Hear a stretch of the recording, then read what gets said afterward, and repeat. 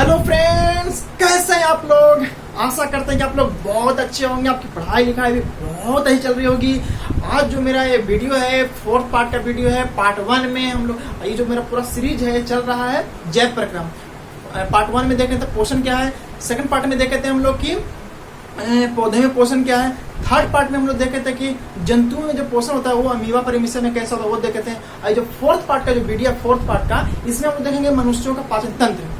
ठीक है, तो देखते हैं हम लोग कि ये जो जितना भी उच्च श्रेणी के जंतुएं हैं, बहुकोश के जीव हैं जैसे मनुष्य, ये सब में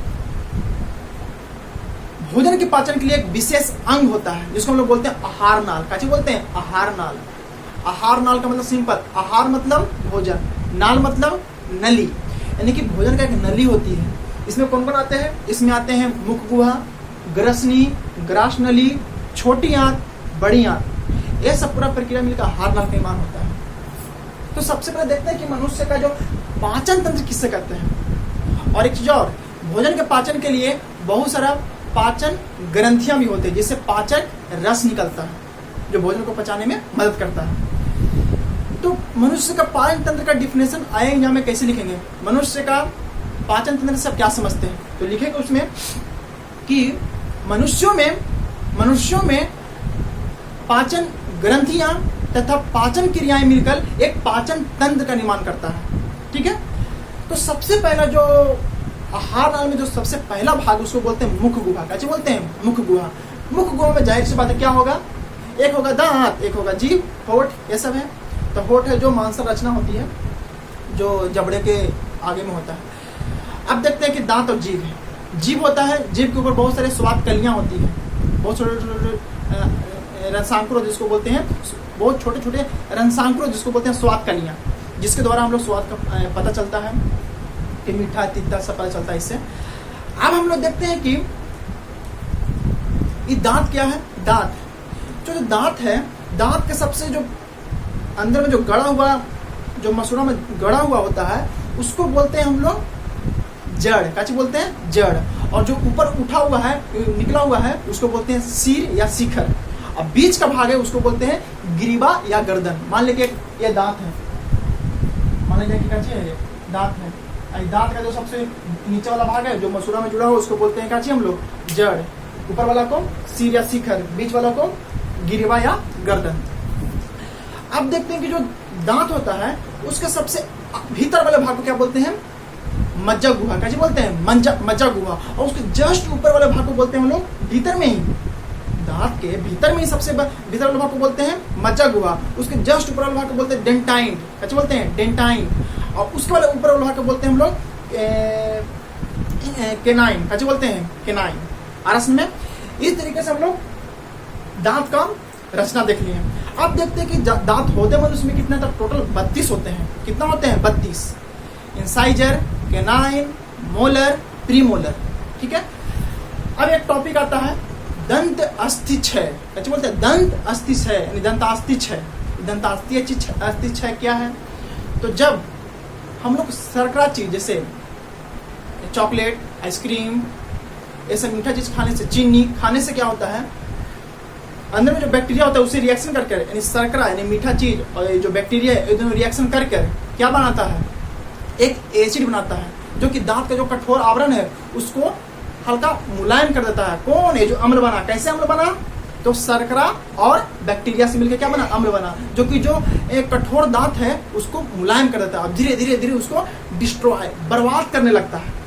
इसी को बोलते हैं दंत अस्थि क्षय। और यदि हम दांत को नियमित रूप से साफ नहीं करें तो यही परत धीरे धीरे जमता चला जाएगा और दांत में कैंसर जैसे भयानक बीमारियां होने की संभावना हो सकती है। ठीक है, इस तरीके से हम लोग मुख गुहा देख लिए जिसमें जीभ और दांत को हम लोग देखें। आप देखते हैं इसके जो अगले भाग है जिसको हम लोग बोलते हैं ग्रसनी। कैसे बोलते हैं?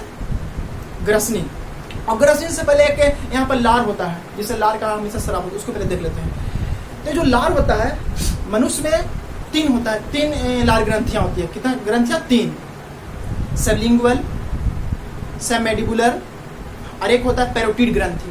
कितना ग्रंथि? 3। पैरोटिड ग्रंथि, सबलिंगुअल, सबलिंगुअल हो गया, सबमैंडिबुलर ग्रंथि। ये 3 ग्रंथियां जिससे हमेशा लार का स्राव होते रहता है।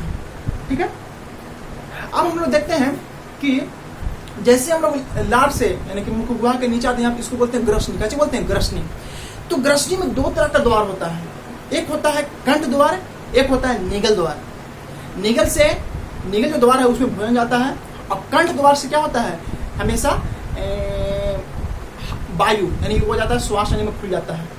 तो जो निगल द्वार होता है उसके बीच में एक यानी छोटा सा जीव दिखाई दे रहा है, इतनी को छोटा सा जीव दिखाई देता है, जिसको हम लोग बोलते हैं घुटनी ऐसे कुछ बोलते हैं देहाती भाषा में, उसको बोलते हैं एपीग्लॉटिक्स। कैसे बोलते हैं? एपीग्लॉटिक्स। एपीग्लॉटिक्स बहुत महत्वपूर्ण काम करता है। मान लिया जाए हम लोग भोजन खा रहे हैं, तो जैसे हम लोग भोजन खा रहे हैं तो ये जो कंठ द्वार है वहां पर एपीग्लॉटिक्स बंद कर देगा और भोजन को जाने देगा। कहाँ? ग्रास नली में, अरस में।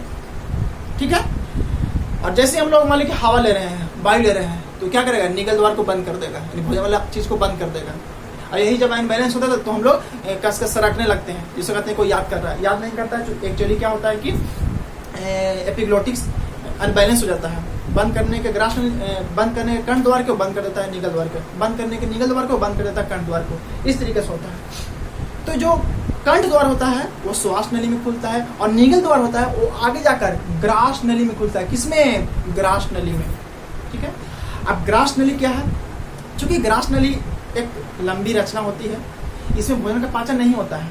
किसमें? ग्रास नली में। और ये जो ग्रास नली है सीधे अमाशय में जुड़ता है। कहाँ? अमाशय में। कहाँ? अमाशय में। अमाशय में भी भोजन का पाचन होता है। अमाशय में भोजन का पाचन होता है। तो अमाशय में क्या होता है? अमाशय की जो भीतरी दीवार है उसमें एपिथेलियम कोशिकाएं का रचना होता है। किसमें? अमाशय की भीतरी दीवार में। उसी में ही जठर ग्रंथियां होती है। जठर ग्रंथियां से 3 तरह का जठर रस्सियां होती है, 3 तरह का जठर ग्रंथियां होती है, उससे रस का स्राव होता है। कौन कौन होती है? तो पहला होती है श्लेष्मा म्यूकस, मुख्य जैमोजिन, और तीसरा होता है पहला क्या होगा? फिर से श्लेष्मा म्यूकस, मुख्य जैमोजिन, भीतीय या अम्लजन। ये 3 तरह का जठर ग्रंथि होती है। ये तीनों मिल इससे जठर रस निकलता है। तो ये जो मुख्य जैमोजिन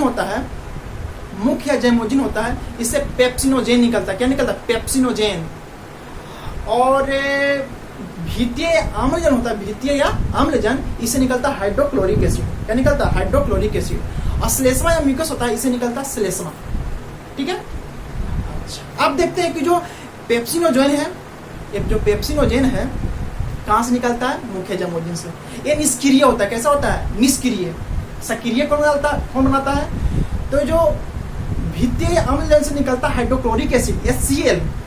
ये जो निष्क्रिय पेप्सिनोजेन है इसको सक्रिय बनाता है, जिसको बोलते हैं पेप्सिन। कैसे बोलते हैं? पेप्सिन। यानी पेप्सिनोजेन है उसको सक्रिय कौन बनाता है? हाइड्रोक्लोरिक एसिड HCl बनाता है, सक्रिय। किसमें बदलता है? पेप्सिन में। और ये जो पेप्सिन है वो प्रोटीन से रिएक्ट कर उस पर प्रक्रिया कर प्रोटीन से पेप्सिन पेप्टोन बनाता है। क्या बनाता है? पेप्टोन।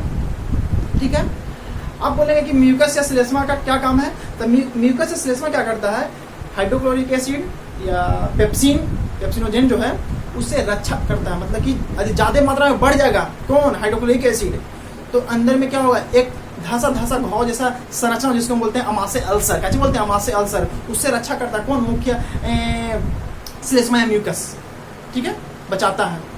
और जैसे श्लेष्मा या म्यूकस जिसका कम हो जाएगा तो अंदर में अमाशय के भीतरी दीवार में धसा एक घाव जैसी रचना हो, जिसको बोलते हैं अमाशय अल्सर। आस में ठीक है। अब देखते हैं ये अमाशय में प्रोटीन का पाचन होता है। किसका? प्रोटीन का। कैसे समझा दिए, फिर समझते हैं। ये जो प्रोटीन का पाचन कैसे होता है? ये प्रोटीन का जो पाचन होता है सबसे पहले पेप्सिनोजेन यानी मुख्य जैमोजिन से क्या निकलता है? मुख्य जैमोजिन जो ग्रंथि उससे क्या कौन सा रस निकलता है? पेप्सिनोजेन। ये पेप्सिनोजेन हाइड्रोक्लोरिक से रिएक्शन करके पेप्सिन बनाता है। और ये पेप्सिन क्या करता है? ये जो पेप्सिन है प्रोटीन से रिएक्शन करके पेप्टोन बनाता है। इस तरीके से प्रोटीन का पाचन होता है। किस रूप में? पेप्टोन के रूप में। अब देखते हैं कि जो क्या उसमें वसा का पाचन होता है अमाशय में? बिल्कुल होता है, लेकिन आंशिक रूप से वसा का पाचन होता है। तो कौन कराता है? एक तरह का एंजाइम जिसको बोलते हैं, जिसको हम लोग बोलते हैं ग्लाइकोजेन, जिसको हम लोग बोलते हैं ग्लाइकोजेन नहीं बोलते हैं, उसको हम लोग बोलते हैं, यानी कि इस तरीके से हम देख सकते हैं कि जो वसा है ना, वो आंशिक रूप से वसा का भी पाचन होता है, और वसा का पाचन कर उसमें ग्लिकोसॉल और वसा अम्ल बनाता है एक एंजाइम के द्वारा, ठीक है। और इसके बाद जो भोजन का जो स्वरूप होता है वो एक गाढ़ा लेई के समझ, इसको बोलते हैं काइल, कच्ची बोलते हैं काइल, कच्ची बोलते हैं काइल। तो इस तरीके हम लोग अमाशय तक भोजन का पाचन देख चुके हैं। आप देखेंगे इसके पार्ट 5 में कि छोटी आंत में कैसे होता है, बड़ी आंत में कैसे होता है, यकृत क्या होता है, इस तरीके की बहुत सारी ग्रंथियां भी होती है, कौन कौन सा पार्टिसिपेट कैसे छोटी आंत में भोजन का पाचन में योगदान देते हैं, इसको देखेंगे अगले वीडियो में। आशा करते हैं कि आप लोग बहुत अच्छा लगा होगा। मिलते हैं इसके नेक्स्ट वीडियो में। बहुत बहुत धन्यवाद। जय हिंद।